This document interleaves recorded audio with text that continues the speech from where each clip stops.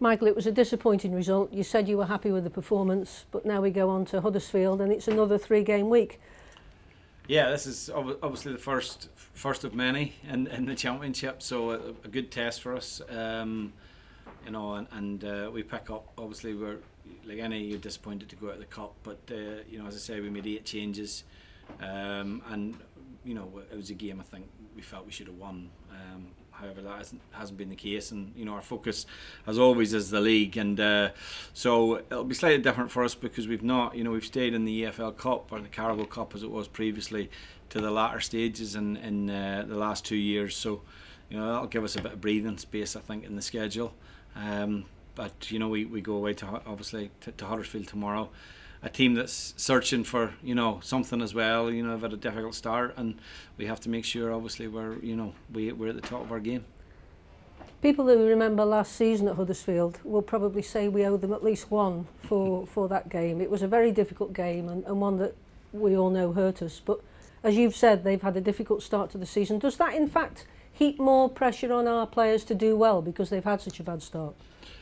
No, I don't think so. Look, I think when you're at this point in the season, ourselves included, you know, there's a lot of teams that they're not finished or they're not finalised yet. Everyone's looking for options in the market.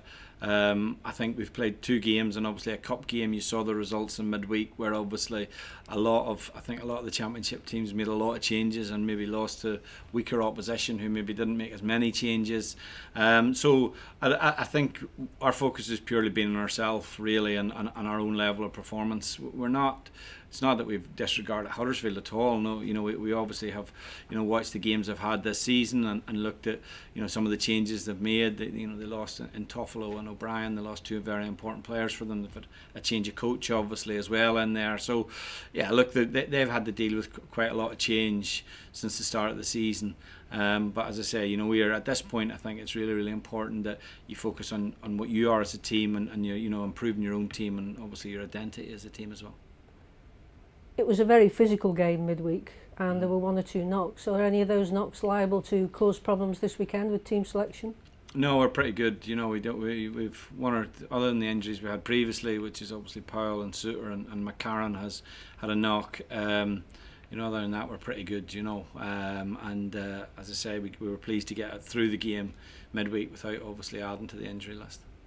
There's 3 games coming up which everybody would say are pretty winnable. I know that you always say every game's difficult, but it's really important now to get momentum to push you forward for the rest of this first half of the season.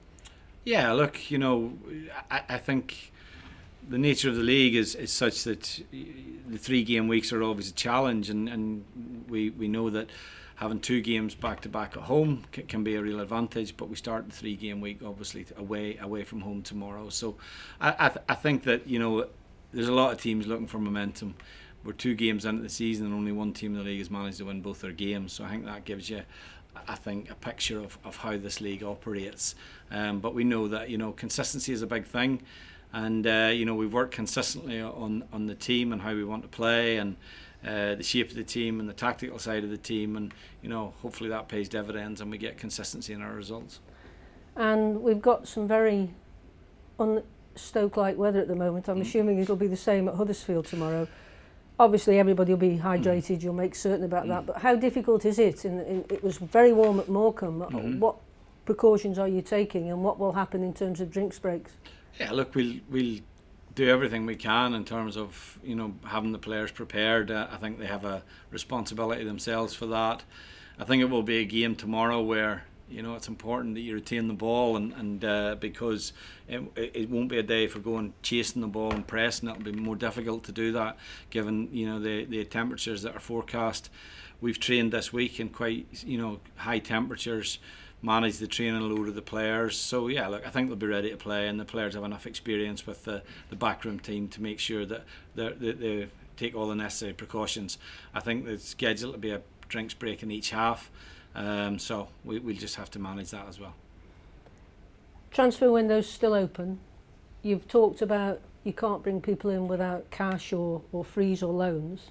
There's a rumour going around at the moment, which I'm going to ask you whether it's true or not. Okay. Peter Etterbo supposedly may be going abroad for a transfer fee. Is that true, or is that just speculation?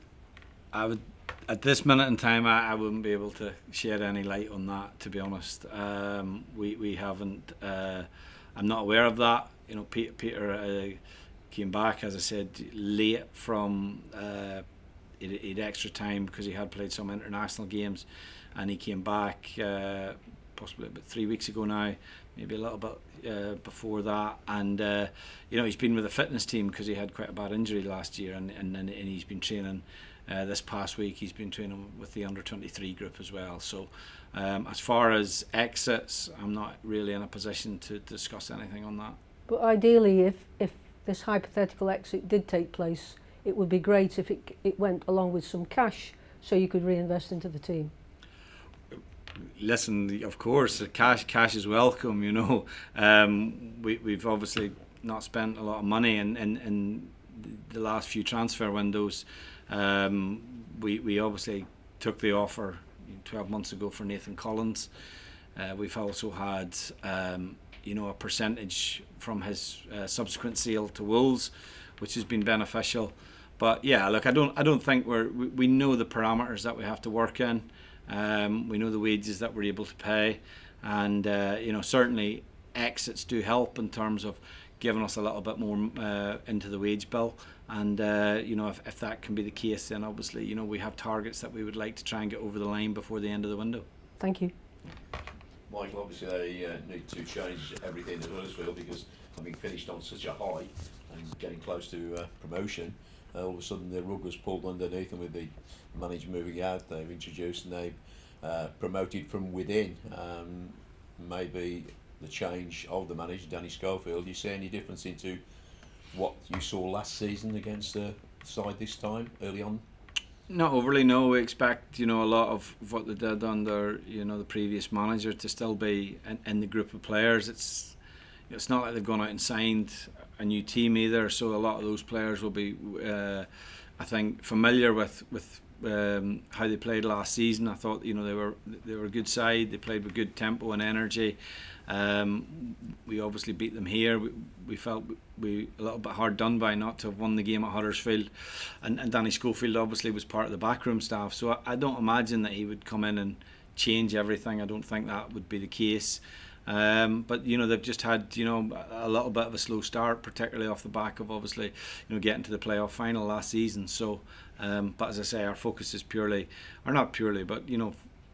on ourselves, and but we are aware of obviously the threats that Huddersfield have. As you said, it's early doors, just 2 games into the season in terms of the league season, but it would be nice to get points on the door, particularly with 3 games a week, wouldn't it?